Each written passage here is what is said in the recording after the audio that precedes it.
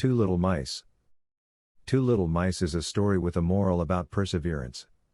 In the 2002 movie Catch Me If You Can, Frank Abagnale, Sr., Christopher Walken, receives the highest honor at his local Rotary Club.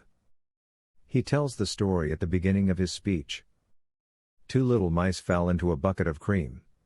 The first mouse quickly gave up and drowned. The second mouse wouldn't quit. He struggled so hard that eventually he churned that cream into butter and crawled out. Frank Abagnale, Sr. The moral of the story: it's not over until it's over. However, Mr. Abagnale must have read the Chinese farmer story. In an act of foreshadowing, he ends the story by saying, "Gentlemen, as of this moment, I am that second mouse." He was right. His good luck didn't last much longer in the movie. Please, like, share and follow. Thank you.